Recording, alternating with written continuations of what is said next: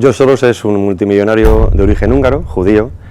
Digo esto de judío porque nada tiene que ver con el judío tradicional religioso, sino que digamos que forma parte de la corriente ultraliberal del judaísmo. En esto él se define como ultraliberal en lo económico y ultraprogresista en lo político. Él, después de la Segunda Guerra Mundial, en la que colaboró en Hungría con los nazis, según él, para salvar la vida, poco después fue a estudiar a Londres y de ahí se movió a Estados Unidos. En esta época fue donde conoce las ideas de Karl Popper, el filósofo que cree en una sociedad abierta, que escribió un libro que era La sociedad abierta y sus enemigos.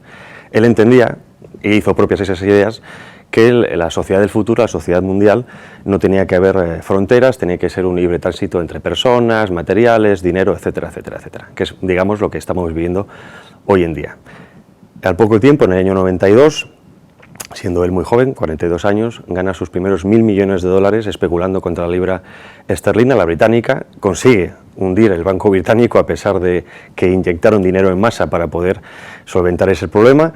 Él desde entonces se vanagloria de eso, es un especulador nato. Poco después fundó también Quantum Economics, que es, digamos, su base operativa desde donde opera todo el tema de la economía mundial. De hecho, está radicada en las Antillas, una offshore, es decir, ya vemos que también él se salta los cauces legales económicos que tantos ciudadanos tenemos que aprobar.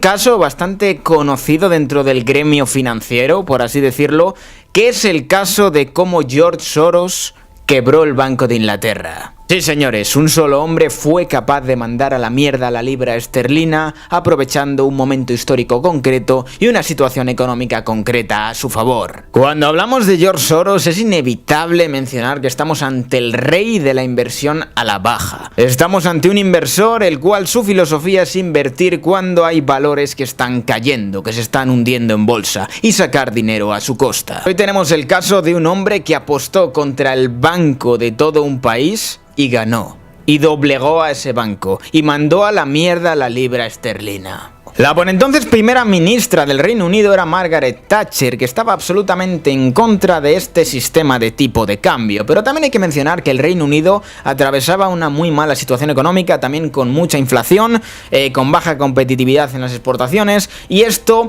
digamos que creó una situación de descontento dentro de su propio partido conservador, y digamos que este cóctel de una mala situación económica, de inflación, de baja productividad, de exportaciones poco competitivas, hizo que dentro de su propio partido las presiones para entrar en este ERM aumentaran hasta el punto de que Margaret Thatcher cedió y entraron en el ERM. Y señores, este fue el factor determinante por el cual George Soros fue capaz de quebrar el Banco de Inglaterra y mandar la libra esterlina a la mierda. Entrar en este ERM. Como os he comentado, el ERM iba en función del marco alemán, por lo tanto la libra se veía obligada a estar en un margen respecto a este marco alemán, aproximadamente un 6% del marco alemán. Tenían que mantener ese margen. Si ese margen se rompía, el Banco de Inglaterra se veía obligado a intervenir y meter, digamos que la libra dentro de ese margen. Por lo tanto, el Banco de Inglaterra se veía obligado a mantener la libra dentro de un margen respecto al marco alemán. Si la libra bajaba de ese margen, el Banco de Inglaterra se veía obligado a intervenir, a apreciar a la libra y meter a la libra dentro de ese margen respecto al marco alemán. En el caso de que superaran ese margen, el Banco de Inglaterra también tenía que intervenir y depreciar esta libra para volver a meter a la libra dentro de ese margen establecido respecto al marco alemán. ¿Y qué ocurrió? Que muchos países que estaban dentro de este sistema del ERM se veían obligados a subir sus tipos de interés para de esta manera cumplir los acuerdos de estar dentro del margen establecido respecto al marco alemán. Por una parte, el Reino Unido necesitaba bajar los tipos de interés ya que tenía una situación económica muy jodida a nivel interno. Pero por otra parte, se veía obligado a subir estos tipos de interés, ya que si no, se salía de los márgenes acordados dentro de este ERM. Por lo tanto, podemos ver a un Reino Unido que estaba absolutamente con las manos atadas en materia económica, no podía hacer absolutamente nada porque estaba limitado a este acuerdo del ERM y de cumplir este margen. Y con esto podemos ver por qué en el futuro los ingleses no han querido estar dentro del euro y ahora se han salido de la Unión Europea, porque digamos que tienen la experiencia de lo que les ocurrió con el ERM y no querían repetir repetir, digamos que esta historia de estar limitados al exterior, que es lo que nos ocurre a todos los países que estamos dentro de la Unión Europea, que tenemos, digamos, que una política monetaria común y no tenemos control sobre este euro, estamos limitados a lo que quiera hacer Europa. Y ahora, señores, de Alemania vamos a viajar a Nueva York, y allí tenemos a George Soros, que se entera de esta noticia y de estos rumores de que la caída de la libra es absolutamente inevitable y es cuestión de tiempo, y de que este sistema es absolutamente insostenible. Y como os he comentado al principio, George Soros es el rey de la inversión a la baja. Y claramente cuando George Soros fue consciente de estos rumores de que la libra iba a caer, invirtió 1.500 millones de dólares a la caída del tipo de cambio de la libra. Esto hacía que lo más probable era que la libra se hundiera, era muy probable, y George Soros lo vio. Este movimiento de Soros empezó a hacer que otros inversores también empezaran a copiar la estrategia, y en un solo día Soros había pasado de invertir 1.500 millones de dólares en la caída de la libra a invertir 10.000 millones de dólares en la caída de la libra. Y llegamos al miércoles negro, el 16 de septiembre de 1992. Se abre el mercado y George Soros vende absolutamente todas las libras que había adquirido durante los días previos. Hablamos de 10.000 millones de dólares, señores. 10.000 millones de dólares en libras. Esta venta masiva de libras por parte de George Soros hizo que la libra se empezara a hundir. Y para incrementar todavía esta caída, George Soros empezó a comprar masivamente marcos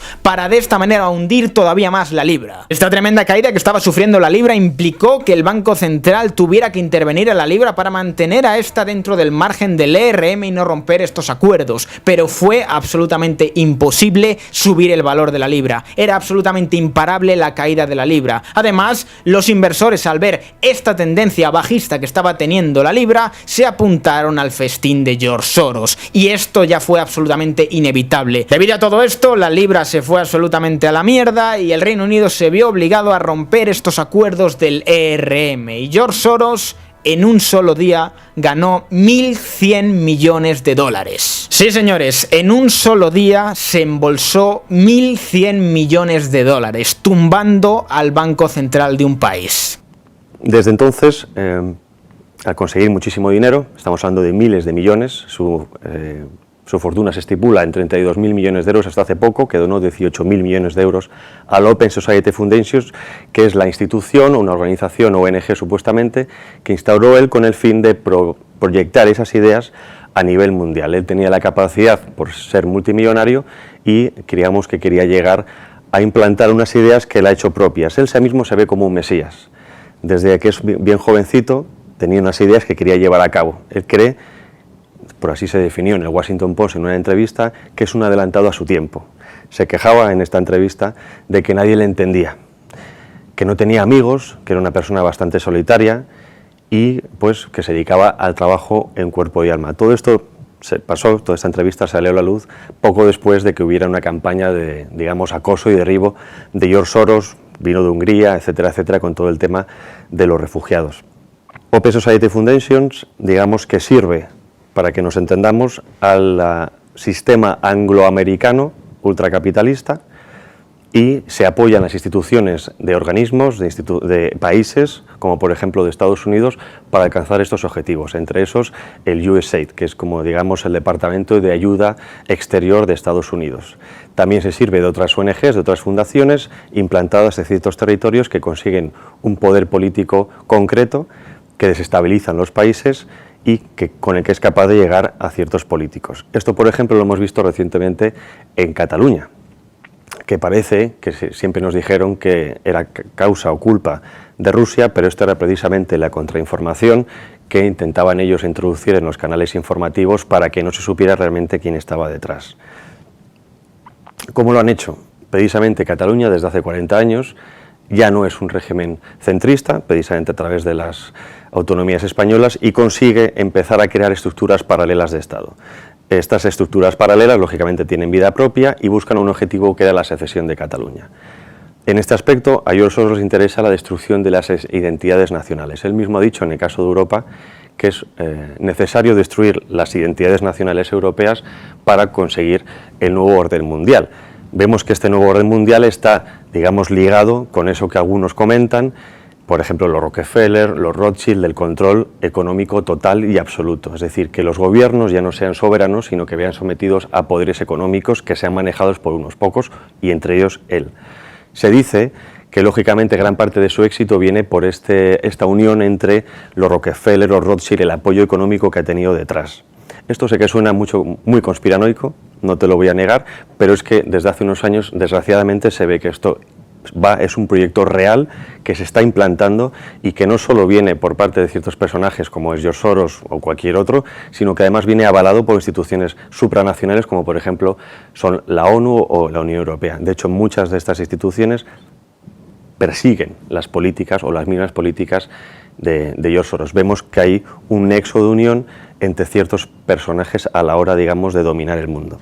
El Euromaidán en Ucrania, el Líbano, Egipto, Túnez, Georgia, infinidad de lugares donde parece que hay conflictos fortuitos, pero que son buscados por la Open Society Foundations de George Soros. ¿Cómo se buscan estos conflictos? Ellos siguen un manual, si no me equivoco el nombre es George Sharp, el apellido seguro que es Sharp, que hace unos años publicó un libro en el que había 197 pautas de cómo conseguir desestabilizar gobiernos de forma no violenta. Esto, por ejemplo, también se ha visto en Cataluña. De hecho, hay 2 investigadores españoles que han reconocido que hasta el 63% de estas herramientas de Sharp se aplicaron durante el proceso de secesión de Cataluña, que gracias a Dios no se ha ido adelante.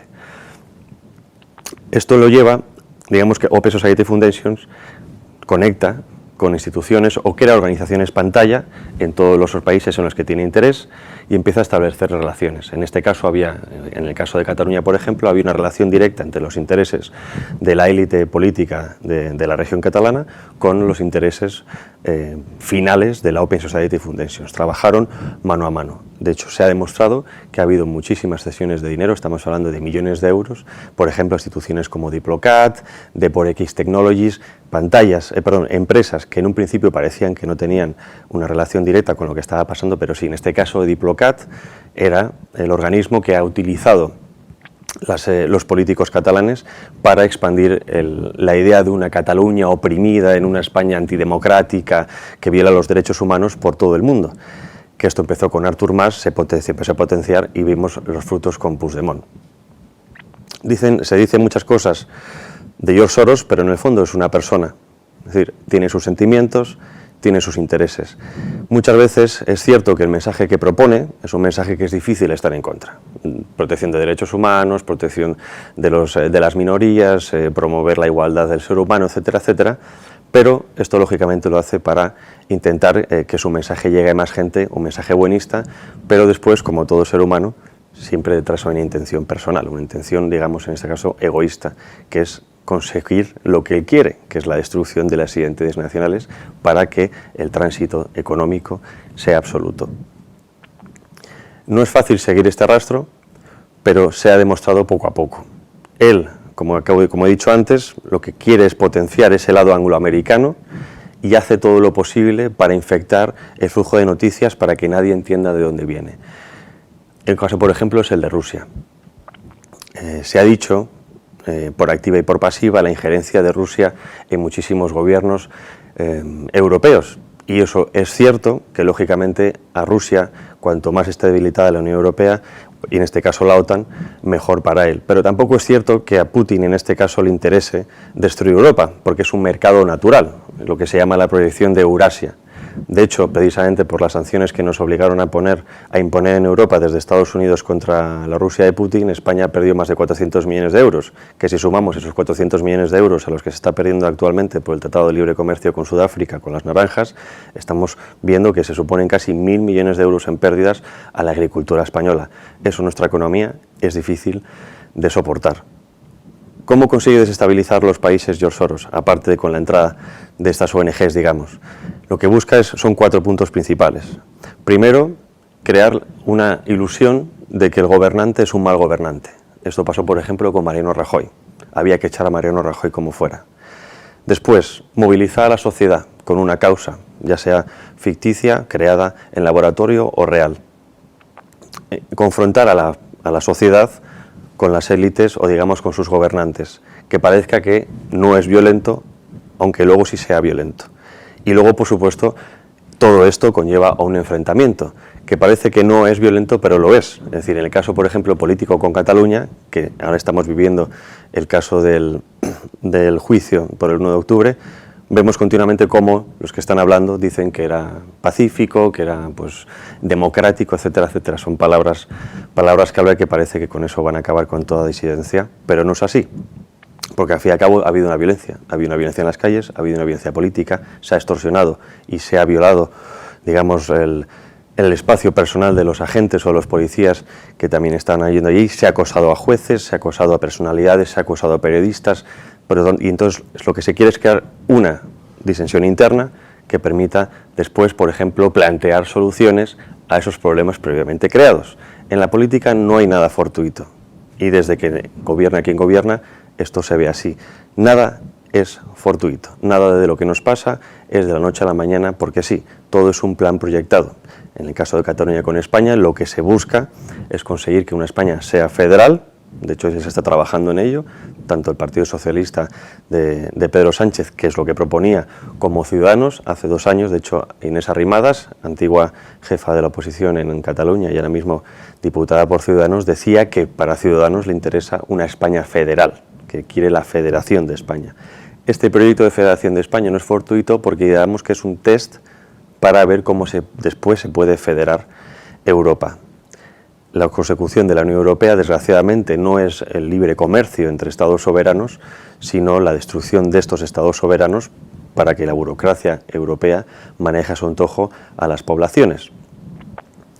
Y es, al fin y al cabo, el objetivo que ahora mismo tiene la Unión Europea.